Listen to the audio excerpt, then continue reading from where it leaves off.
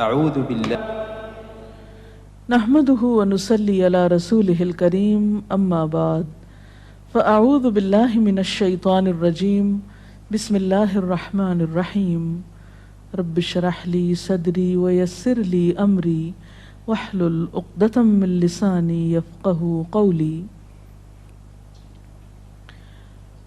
ہماری آج کی گفتگو کا موضوع ہے صبر و برداشت۔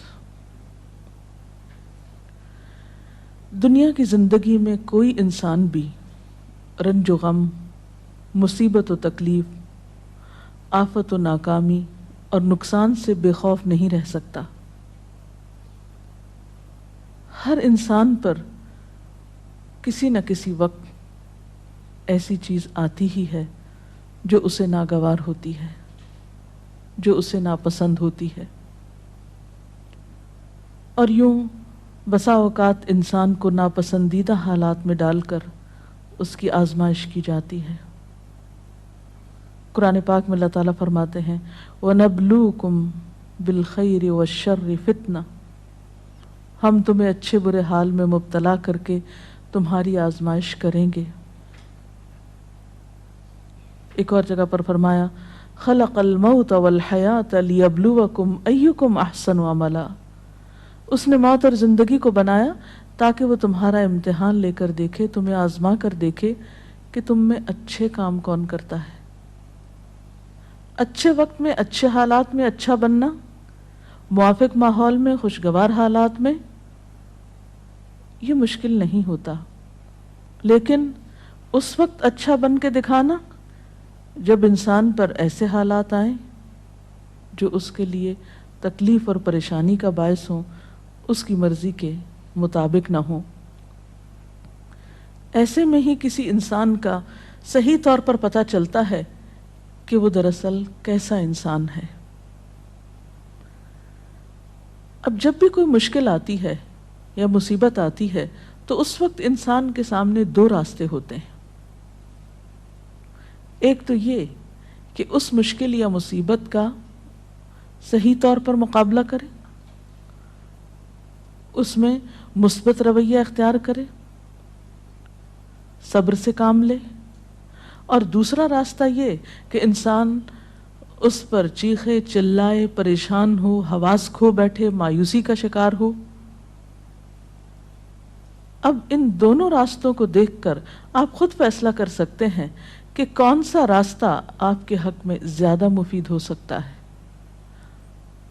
کسی بھی آنے والی مشکل یا آزمائش کو اگر انسان رب کا فیصلہ سمجھ کر قبول کر لیتا ہے تو اس صورت میں انسان کے اندر صبر آ جاتا ہے، اور اگر انسان مایوس ہوتا ہے، اس فیصلے کو قبول نہیں کرتا، اللہ سے ناراض ہوتا ہے، تو حاصل کچھ بھی نہیں ہوتا،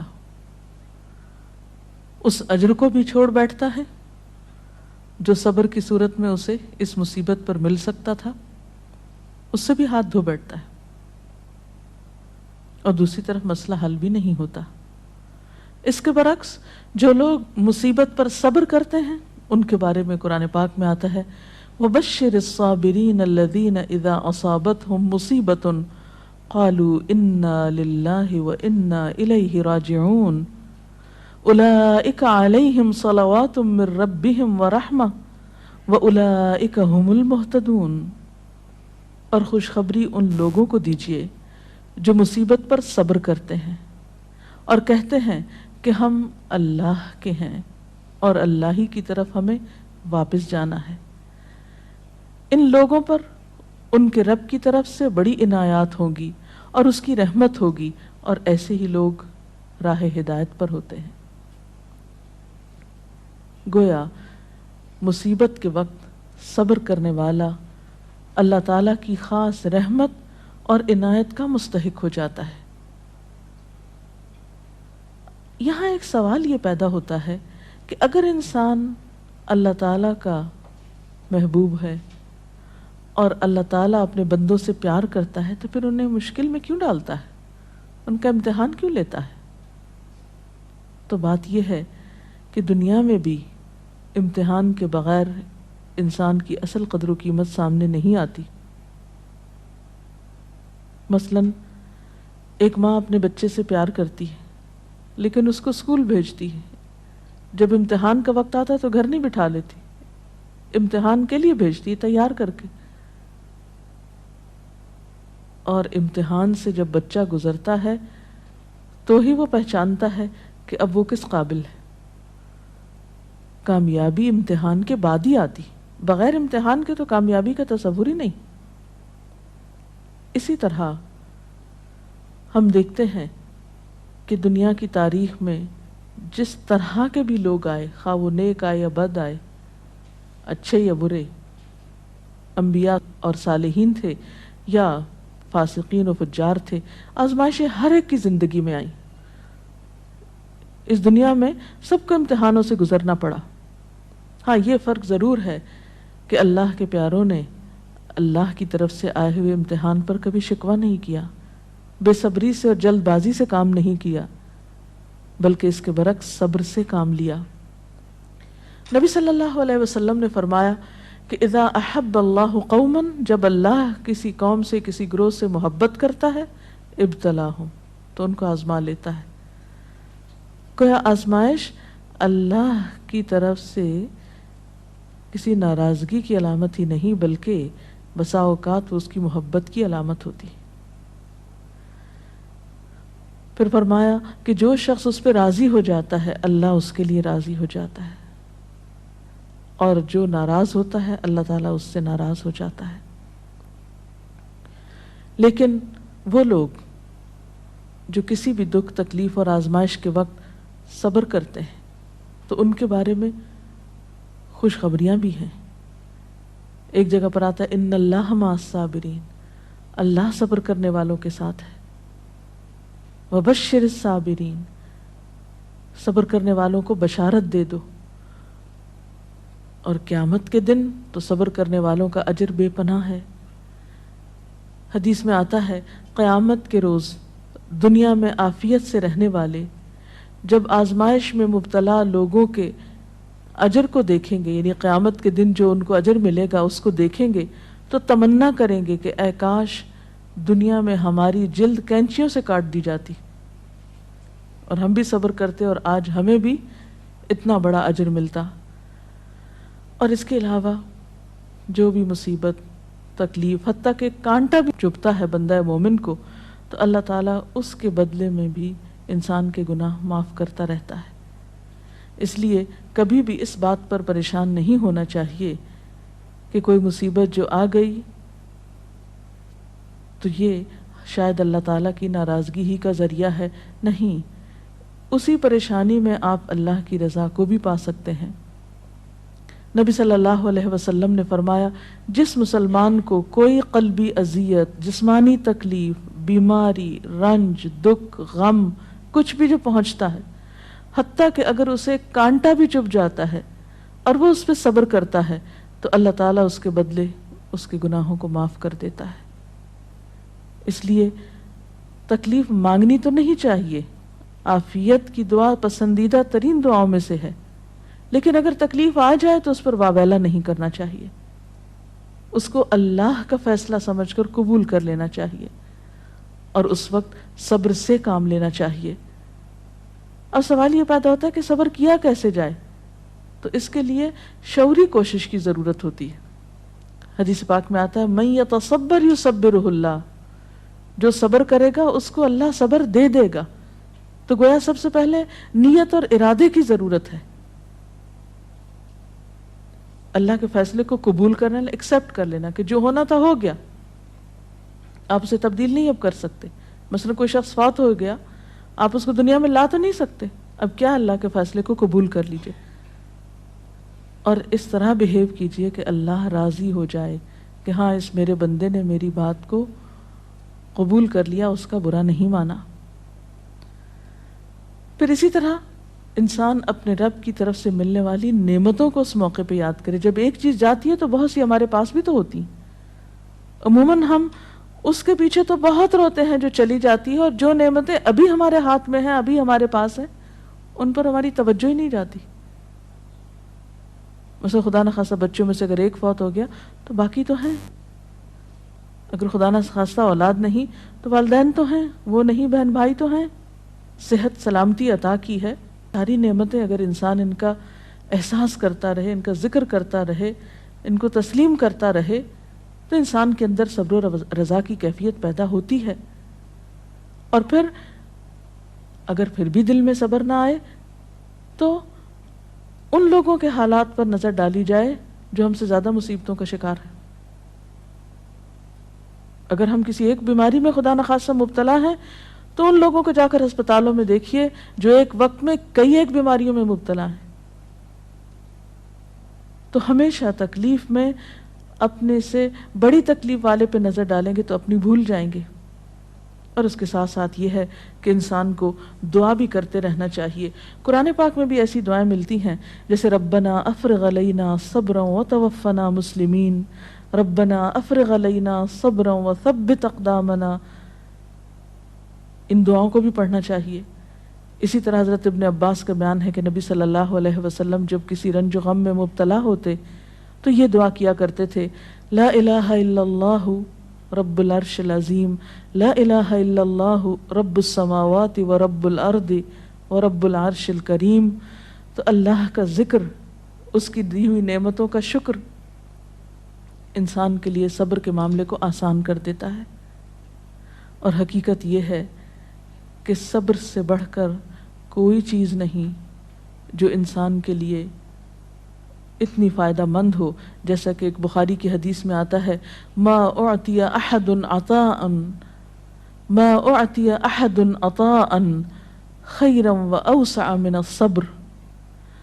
صبر کی توفیق سے بڑھ کر سمجھ لو کہ بہتر اور عمدہ نعمت کسی اور کو نہیں ملی۔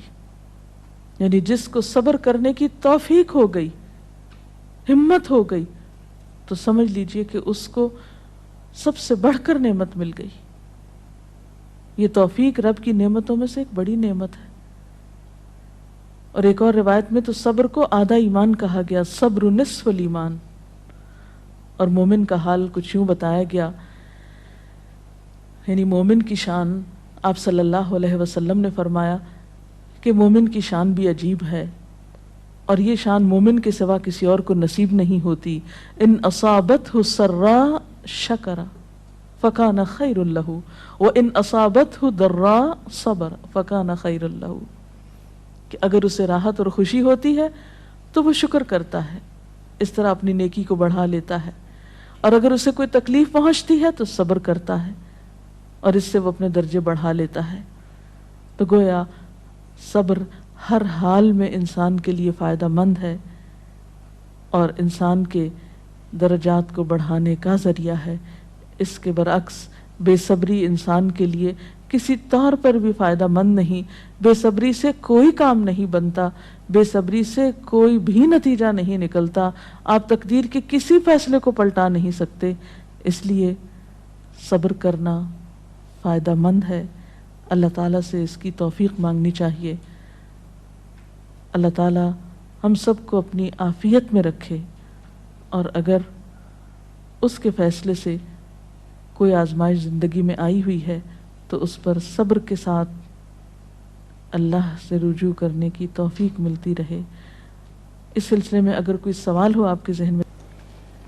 ایک حالات جو ہمیں بہت ہی کامن نظر آتے ہیں کہ جب کسی کی وفات ہوتی ہے، اور بہت ہی عام دیکھا گیا ہے کہ لوگ بالکل اپنے آپے سے باہر ہو جاتے ہیں، اسے اللہ کی رضا، اللہ کا وقت، جانے والے کا کوئی بالکل انہیں صرف اپنا غم کہ ہم سے یہ چھٹ گیا، اور اتنی استغفر اللہ غلط باتیں کہتے ہیں ان موقعوں پر، اور جب انہیں کوئی سمجھانا چاہے تو وہ اس مینٹل سٹیٹ میں، اس مینٹل فریم آف مائنڈ میں ہوتے نہیں کہ کسی کی بات سننا چاہیں، اور وہ بالکل صبر کا دامن چھوڑے ہوئے ہوتے ہیں۔ تو اس طریقے سے ان ماحول میں لوگوں کو کیسے ڈیل کیا جائے؟ ایسے سب لوگ اپنے بارے میں سوچیں کہ ان کی اس بے صبری نے ان کو کیا دیا، کیا اللہ کا فیصلہ پلٹ گیا؟ کیا اس بے صبری سے انہیں کوئی اجر ملا؟ کیا ان کی اس بے صبری سے دوسروں کو کوئی راحت ملی؟ جب انسان بے صبری سے کام لیتا ہے تو وہ نہ صرف یہ کہ خود کو پریشان کرتا ہے بلکہ اپنے آس پاس کے لوگوں کے لیے ایک اذیت کا سبب بن جاتا ہے، ان پہ ایک بوجھ بن جاتا ہے۔ پھر بعض اوقات زبان سے ایسی ناروا باتیں نکالتا ہے کہ اللہ تعالیٰ کو ناراض کر دیتا ہے. حالانکہ دیکھا جائے تو ان ساری چیزوں کے نتیجے میں سوائے خسارے اور ناکامی کے کچھ حاصل نہیں ہوتا. اسی لیے قرآن پاک میں اللہ تعالیٰ فرماتے ہیں وَالْعَصْرِ إِنَّ الْإِنسَانَ لَفِي خُسْرٍ إِلَّا الَّذِينَ آمَنُوا وَعَمِلُوا الصَّالِحَاتِ وَتَوَاصَوْا بِالْحَقِّ وَتَوَاصَوْا بِالصَّبْرِ. قسم ہے زمانے کی، یقیناً انسان نقصان میں ہے سوائے ان لوگوں کے جو ایمان لائے اور جنہوں نے اچھے کام کیے، ایک دوسرے کو حق کی تلقین کرتے رہے اور ایک دوسرے کو صبر کی تلقین کرتے رہے. تو خواہ تکلیف میں مبتلا شخص چیخنا پکارنا کرے، پھر بھی آس پاس کے لوگوں پر لازم ہے کہ وہ کسی نہ کسی طریقے سے اسے صبر کی طرف لے آئیں، اس لیے کہ صبر کے علاوہ اور کوئی دوا ہے ہی نہیں ایسے لوگوں کی. میم صبر کا مطلب کیا ہے؟ صبر کرنا کیا ہوتا ہے؟ صبر کا معنی ہوتا ہے اپنے آپ کو روک لینا، یعنی نیگیٹو ریئیکشن سے روکنا، منفی رویے سے روکنا، ناپسندیدہ حالات میں ناپسندیدہ طرز عمل سے خود کو روکنا، اور ایسے موقع پر ہمت اور دلیری سے کام لیتے ہوئے وہ طریقہ اور وہ طرز عمل اختیار کرنا جو اللہ تعالیٰ کی رضا کا باعث بنے. انسان اسفل سافلین میں نہ جا گرے، اپنے درجے سے انسانیت سے نیچے نہ اترے، اپنی زبان اپنے طرز عمل سے کوئی ایسا مظاہرہ نہ کرے جو انسانیت کے خلاف ہو، ایک مسلمان کی شان کے خلاف ہو، جو اللہ کو ناراض کرنے والا ہو. اسی رویے کا نام صبر ہے. رسول اللہ صلی اللہ علیہ وسلم کی زندگی سے میڈم کی مثال بتائیں، جب ان کو کوئی بہت بڑا لاس ہوا ہو یا کوئی ان سے بچھڑ گیا ہو تو ان کا کیا رد عمل ہوتا تھا؟ اس میں ہم بے شمار مثالیں دیکھتے ہیں.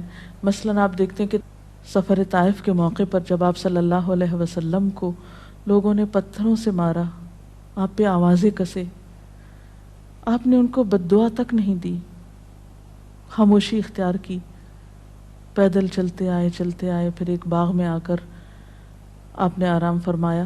جبریل امین حاضر ہوئے کہ اگر آپ اجازت دیں اور آپ چاہیں تو ان لوگوں کو دو پہاڑوں کے بیچ میں پیس کے رکھ دیا جائے. لیکن آپ نے اس موقع پر بھی کوئی بات ایسی زبان سے نہیں نکالی، بلکہ کیا فرمایا کہ اللہ ان کو ہدایت دے، شاید ان کی نسلوں میں سے کوئی ایسا شخص ہو جو ہدایت پا جائے. اور ہم دیکھتے ہیں کہ محمد بن قاسم اسی قبیلے سے تعلق رکھتا تھا جس کی وجہ سے سندھ فتح ہوا اور یہاں اسلام کا دورہ ہوا. اثرات کہاں تک پہنچے صبر کے. اسی طرح اپنی اولاد کے معاملے میں آپ کے بیٹے ابراہیم، جن سے آپ کو بہت پیار تھا، جب وہ فوت ہوئے تو وہ آپ کی گود میں تھے اور آپ کے آنسو ٹپ ٹپ گر رہے تھے. لوگوں نے دیکھا تو کہا اللہ کے رسول صلی اللہ علیہ وسلم آپ بھی روتے ہیں؟ فرمایا کہ ہاں، یہ تو رحمت کی علامت ہوتی ہے. آنکھ آنسو بہاتی ہے، دل غمگین ہوتا ہے، لیکن زبان سے وہی نکلے گا جو اللہ کی رضا ہوگی، یعنی زبان سے کوئی ناپسندیدہ بات نہیں نکلے گی. اسی طرح جنگ احد کے موقع پر جب آپ کا دانت شہید کر دیا گیا، اس موقع پر بھی آپ نے کس طرح صبر و رضا سے کام لیا. تو گویا خواہ کوئی جسمانی تکلیف ہوئی آپ کو، یا اولاد کی طرف سے تکلیف اور غم پہنچا، یا اللہ کے راستے میں جب کہیں ستائے گئے، تو کسی بھی موقع پر آپ نے کبھی کوئی ایسا طریقہ اختیار نہیں کیا کہ جو اخلاق سے کم ہو. اسی لیے آپ کو یہ اعزاز نصیب ہوا کہ انک لعلی خلق عظیم، بے شک آپ اخلاق کی عظمتوں پر فائز ہیں. اور واقعی بہترین اخلاق اس وقت کسی کا پتہ چلتا ہے، اور بہترین اخلاق والا وہی ہو سکتا ہے جو ایسے موقع پر بہترین اخلاق کو ثبوت دے جب حالات اس کے موافق نہ ہوں، اس کے خلاف ہوں، اس کے نفس کو ناگوار ہوں، اس کے لیے تکلیف دہ ہوں، پریشان کن ہوں.